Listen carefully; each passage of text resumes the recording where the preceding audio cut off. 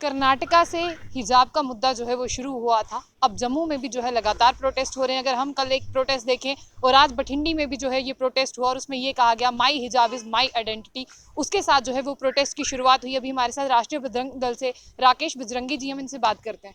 सबसे पहले राकेश जी, मेरा सवाल आपसे यही रहेगा कि जिस तरह से कहा जा रहा है कि हिजाब को जो है वो बैन कर दिया जाए, आप खुद जानते हैं कि इस्लाम जो ऐसा मजहब है वो अपनी बच्चियों को इजाज़त देता है पर्दा करने की, कि आपको किसी भी गैर मुस्लिम से जो है वो पर्दा करना है। तो आप क्या कहना चाहेंगे, क्योंकि 70 साल पहले ऐसी आवाज़ें नहीं उठी थी, अब ऐसी आवाज़ें उठ रही हैं कि इसको बैन किया जाए। देखिए, मैं बता दूं कि हम भी स्कूल कॉलेज में पढ़े हैं, हम भी दिल्ली के अंदर पढ़े हैं, जो सबसे ज़्यादा जो है सेकुलर माना जाता है दिल्ली के अंदर। वहाँ पर भी कोई मैंने आज तक ना हिजाब में नहीं देखा। देखिए, इसके अंदर ये है कि जब कानून कोई बनता है, अगर किसी स्टेट ने कोई कानून बनाया है तो उस कानून को फॉलो करना ये बेहद ज़रूरी है। अगर कोई नहीं मानता तो इसका मतलब वो देश के संविधान को नहीं मानता, वो भी गैर कानूनी है। तो इसलिए कर्नाटक के अंदर जो विवाद फैला, देखिए सबसे पहले 2 लड़कियों के ऊपर ये विवाद फैला, उसके बाद 6 हुई, 6 के बाद ये बढ़ता बढ़ता जो है ये आस पड़ोस के जो है प्रदेशों में फैला और अब ये नॉर्थ इंडिया में भी आ गया। इसको फैलाने वाले कौन है? सबसे पहले आंध्रा के अंदर ओवैसी ने जो है इसको हवा दी, उसके बाद कई नेताओं ने हवा दी। मुझे लगता है कि ये या तो राजनीतिक प्रेरित था कि वो वोट बैंक की राजनीति के लिए उन्होंने ऐसा खेल खेला और इसको जो एक हवा दे दी। देखिए, कर्नाटक के अंदर उन्होंने सीधे सीधे एक कानून पास किया, जो कानून था 1983 धारा 133(2) के तहत, कि किसी भी टीचिंग इंस्टीट्यूट के अंदर कहीं भी जो है किसी को धार्मिक पोशाक पहनने की इजाज़त नहीं होगी। एक ड्रेस कोड होगा, तो वो मान्य है। अगर ड्रेस कोड होगा, देखिए मैं भी कई दिनों से जो है मैं टीवी चैनलों के अंदर जितने भी आज डेली जो है हर चैनल में जो है हिजाब के ऊपर जो है वो डिबेटें चल रही हैं, मैंने सभी देखी। उसमें 90% से ज़्यादा जो महिलाएं जो विशेष समुदाय से हैं, उन्होंने भी ये माना कि जो हिजाब है वो नहीं होना चाहिए स्कूल के अंदर, कॉलेज के अंदर। जो सरकारी इंस्टीट्यूट, प्राइवेट जो है वो उनको इजाज़त है, उसके वो मतलब एग्री करे तो ठीक है, नहीं तो करे तो वो भी। लेकिन सरकारी जितने भी, चाहे वो यूनिवर्सिटी है, कॉलेज है या वो स्कूल है, उसके अंदर जो है वो नहीं होना चाहिए। और कई लोगों ने जब उसका विरोध किया कि नहीं जी होना चाहिए, तो जो एंकर हैं उसके, उन्होंने पूछा कि मैडम आप बताइए कि जब आप पढ़ते थे, उन्होंने माना कि नहीं ऐसा नहीं हुआ करता था। तो भाई नहीं हुआ करता तो आप आज क्यों हवा दे रहे हैं इसको? तो इस प्रकार से जम्मू कश्मीर के अंदर भी जो उमर अब्दुल्ला है, महबूबा मुफ्ती है, इन्होंने भी हवा दी। उसके बाद जो है इनके साथ में लगते लगते जो छोटे मोटे लीडर थे, इन्होंने हवा दी और ये विवाद जो है बढ़ता है। देखिए, इतने दिनों से हम भी नहीं बोले कि ये कर्नाटक का मसला था, कर्नाटक में रहे, कर्नाटका के अंदर जो है वो स्टेट जो है सॉल्व करेगी। लेकिन आज इस मुद्दे को हवा दे दी गई जम्मू के अंदर भी, और ये हवा किसने दी? इन नेताओं ने दी। तो देखिए, अगर मैं ये भी कहना चाहता हूं कि अगर किसी को भी एक धार्मिक पोशाक पहनकर स्कूल, कॉलेज और यूनिवर्सिटी के अंदर जाने की इजाज़त दी गई, तो कई और भी धर्मों के लोग कट्टर होते हैं, तो वो कल को वो भी जाएंगे। तो फिर वो अखाड़ा कैसा बनेगा? वो स्कूल नहीं रह जाएगा, वो एक लड़ाई का अखाड़ा बन जाएगा। राजपूत अपनी तलवार लेके जाएंगे, राजे महाराजे की पोशाक में जाएंगे, क्योंकि छतरी है, छतरियों की अपनी। उसके बाद ब्राह्मण जो है वो अपने उसमें चले जाएंगे, धोती कुर्ता पहन के। तो इस प्रकार से सभी जो हैं, सभी समुदाय के लोग जो हैं, लेकिन सुप्रीम कोर्ट ने जो है, मेरा मानना है कि वो फिर रहा गया, वो स्कूल तो स्कूल नहीं रह गया, या कॉलेज कॉलेज नहीं, वहाँ डेली लड़ाई होगी, जो टिप्पणी करेगा एक दूसरे लड़ाई मारकाट होगी। तो मैं सरकार को देखे, स्टूडेंट पावर सबसे बड़ी पावर है, इसको किस प्रकार से संभालना है, सुधारना है। सरकार को चाहिए, केंद्र सरकार को सीधे कानून पास करके टीचिंग इंस्टीट्यूट के अंदर जो एजुकेशनल है सभी के अंदर एक ड्रेस कोड कर दिया जाए, सभी के लिए मान्य हो, वो सभी मानेंगे फिर। तो ये होना चाहिए, हमारी ये मांग है। आपसे एक सवाल करते हैं यहाँ पर। सुप्रीम कोर्ट ने जो है इस पे जो है फैसला देने से मना कर दिया है। अब ये जो केस है ये हाई कोर्ट में चल रहा है, आपको क्या लगता है सुप्रीम कोर्ट क्यों इस पे फैसला नहीं देना?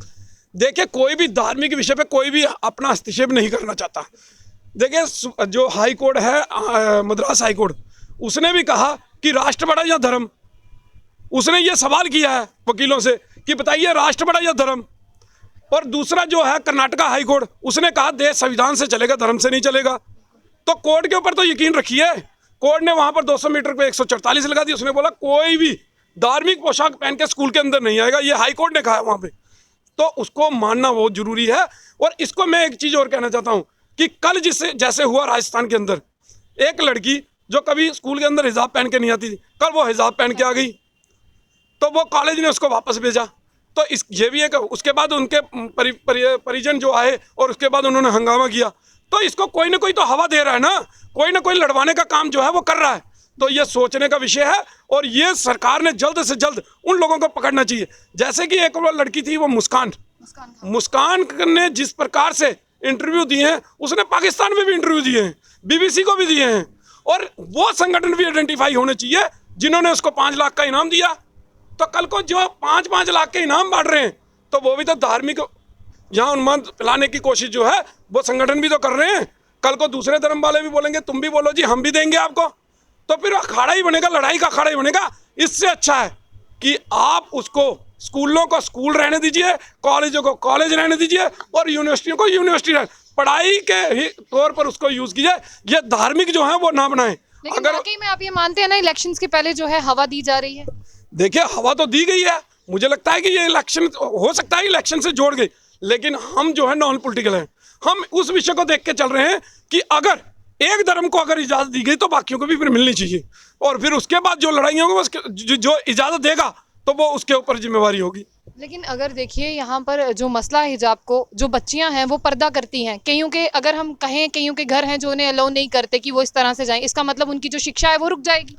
देखिए, या तो फिर वो पढ़ लेंगी या वो हिजाब पहन के बाहर आ पाएंगी, 2 ही कंडीशन है ना। देखिए, धार्मिक स्कूल भी बने हैं, मदरसे भी बने हैं, उसके अंदर कोई रोक टोक नहीं है, तो वो वहाँ भी जा सकती हैं।